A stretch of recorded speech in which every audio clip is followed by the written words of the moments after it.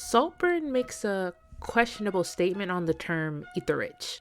From the abrupt shift in its thematic tone to its jarring displays of shock value, as well as its overly explicit twist ending, this movie shouldn't work. But somehow, it still manages to exhibit a unique and interesting exploration on wealth culture and the need to attain the rich lifestyle by any means necessary.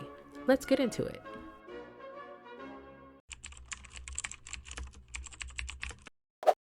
Before I get too far into the review, let me give a brief synopsis. Saltburn is about Oliver, a new student at Oxford University. When Oliver first arrives at the university, he's struggling to find his footing. Eventually, he becomes friends with the immensely popular Felix, after Oliver coincidentally stumbles upon Felix with a flat tire and lends him his bike. Oliver starts to hang out with the wealthy and popular crowd that Felix is a part of, even though the other students in that circle don't give him the warmest welcome. However, Oliver and Felix begin to develop a really close bond. Felix and Oliver start to open up about their families. Felix asks Oliver if he has any siblings and what his parents are like, to which Oliver answers that he doesn't have any siblings. When talking about his parents, he gets awkward and says he doesn't see them much. He eventually tells Felix about his parents having mental health issues, where Oliver's dad was dealing drugs and his mom's an alcoholic. Later on, Oliver comes to Felix's door after receiving a call from home, revealing that Oliver's dad passed away from cracking his head on the pavement while drunk. He also briefly mentions how his mom is completely incoherent, which Oliver says is a normal occurrence for her. Felix feels bad for Oliver, especially when Oliver points out the differences between him and Felix. Felix has a wealthy family and connections to go home to, while Oliver only has Oxford. Due to the sympathy and guilt Felix has towards his friend and his situation, he invites Oliver to come to his home at Saltburn for the summer. When Oliver first arrives at the Saltburn estate, it's obvious how exorbitantly wealthy the Cattons are compared to him. After Felix gives Oliver a house tour, a la 73 Questions with Vogue, Oliver hears the Cattons gossiping about his tragic home life, which is spearheaded by Felix's mom, Elspeth. But don't worry, she covers it up with the tone of utter concern. Oliver learns to ingratiate himself into the Catton family, after watching Felix speed off, slurping his bathwater emissions, feasting on Venetia, Felix's sister's free flow like he's Edward Cullen, and creepily cranking out a handjob on Felix's cousin Farley. Now, if that rundown piqued any interest in you, then you should definitely go watch this movie if you haven't already, because we're about to get into spoiler territory.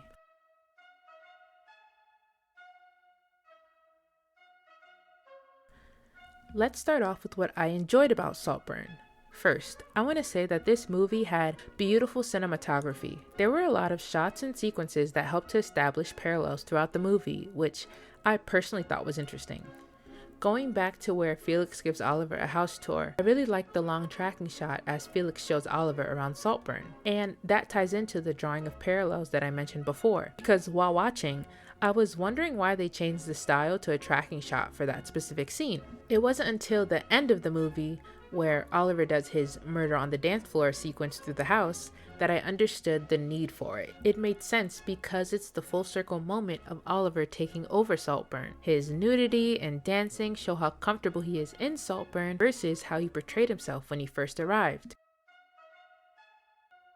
Another thing to admire about Saltburn is the color grading and the use of light in its scenes. A really good example of this is the scene after Oliver meets Felix's family and they are back in Oliver's room. Oliver is in the bedroom, standing in the darker side of the room while the sun is shining on a specific area of the bed.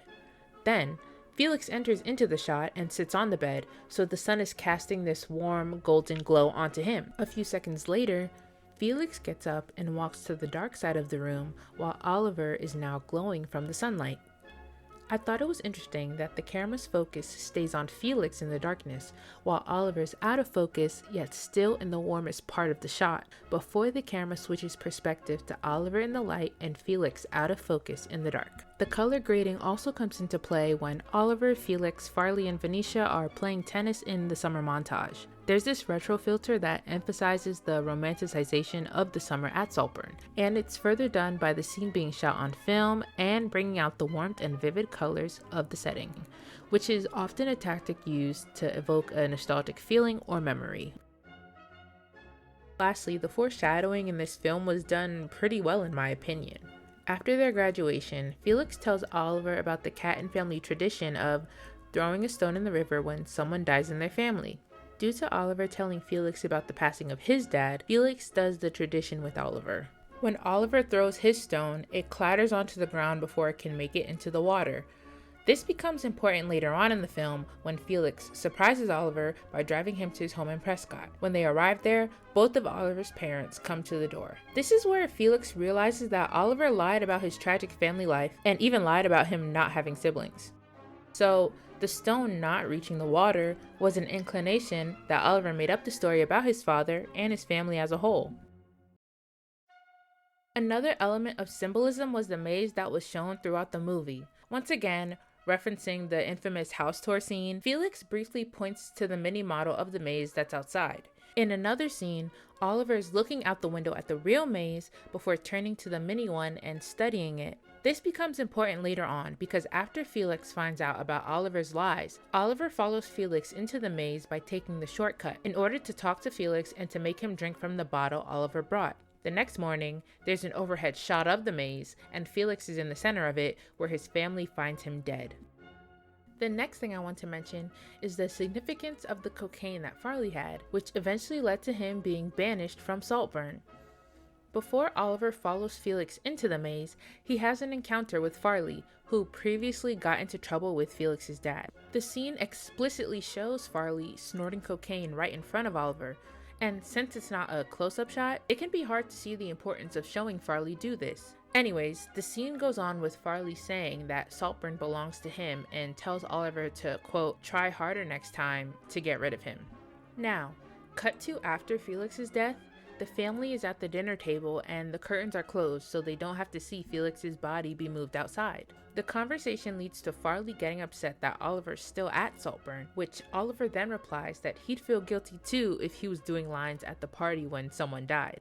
This revelation prompts Felix's dad to order Farley to leave Saltburn and basically disowns him.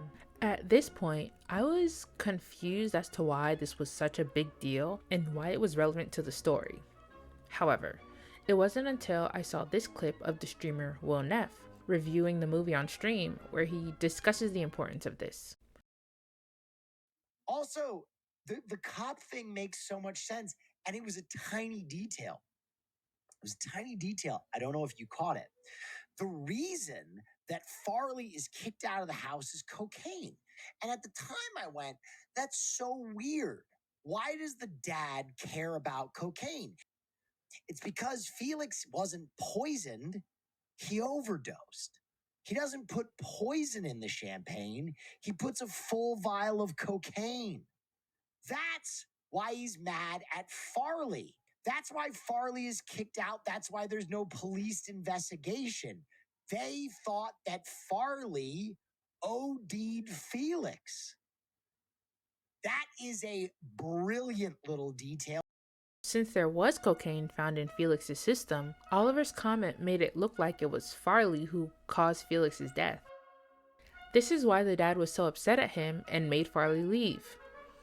This interaction makes the scene of Farley snorting the cocaine way more important, because it hints at how Oliver killed Felix and got rid of Farley for good.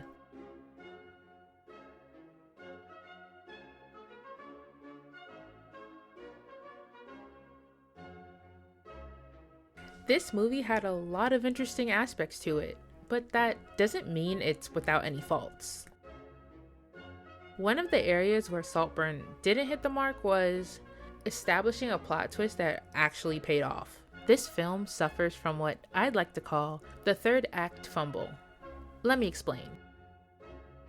In a lot of movies, TV shows, books, etc., there's a third act that often has a problem or twist that is supposed to subvert the trajectory of the ongoing story. This can be as simple as an obstacle that forces a couple to break up, or a shocking revelation that changes how the audience perceives a character or the story as a whole.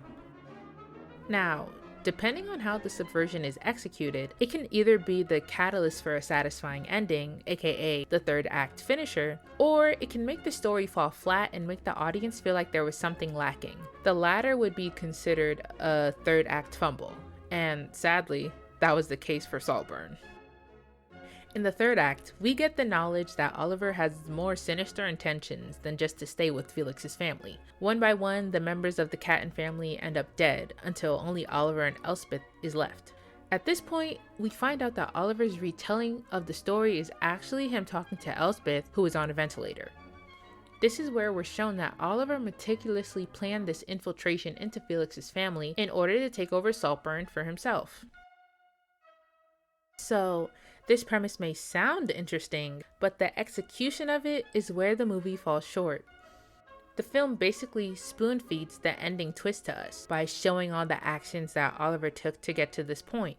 We're shown things like Oliver puncturing Felix's bike, writing an email on Farley's phone, and leaving the blades for Venetia to off herself in the bathtub. I feel like this made the reveal incredibly underwhelming. Instead of explicitly showing the audience all of the scheming Oliver did, I feel like it should have taken a more subtle and ambiguous approach. The ending would have felt way more interesting and rewarding if the audience was led on more until the very end, or if it made us question if Oliver was even behind all the deaths. As Oliver does his narration throughout the story, he could have been talking to the Oxford counselor from the beginning of the movie instead of Elspeth. Then, he could mention how gutted he was that Elspeth got sick, but he's glad she trusted him enough to look after everything before she died. Once Oliver finishes talking to the counselor, he rides on his bike to the spot where he first quote-unquote met Felix, aka when Felix had a flat tire. He smiles, remembering their first interaction, and the audience thinks he's reminiscing on his old friend that he misses. Then, he pulls out the pin he used to puncture Felix's bike, then punctures his own bike before leaving it on the ground and walking away to Felix's car that he now owns. That will leave the audience with the inherent suspicion that he planned the entire scheme without explicitly showing every little part of Oliver's plan to gain Saltburn, while also allowing the trajectory of the story to stay intact. And if that is still too ambiguous, then it could have a shot of Oliver driving to Saltburn and have all the menacing things and insults people have said to him replay in his head on a loop. Then, when he finally arrives at the Saltburn estate again, the loop stops as he cuts off the engine. He gets out of the car and is greeted by the butler Duncan, who tells him, "Welcome home, sir," or something like that. Finally, Oliver would put all the stones of the Catton family on the puppet box. This would not only make it known to the audience that he took the stones out of the water, but it would also be symbolic of Oliver playing the Cattons and us as the audience like puppets. At the end of the day, Saltburn is a very aesthetically pleasing movie. It has some unhinged moments that are definitely there to gain a reaction from the audience, but the performances from the actors were really solid. However, if you're looking for this movie to leave you with a super interesting and rewarding ending that satisfies you, then you might be left disappointed. With that being said, it gets a 3.5 stars from me. I hope you guys enjoyed today's video. Feel free to leave all your thoughts and feelings in the comments down below, and have a great rest of your day. Bye bye!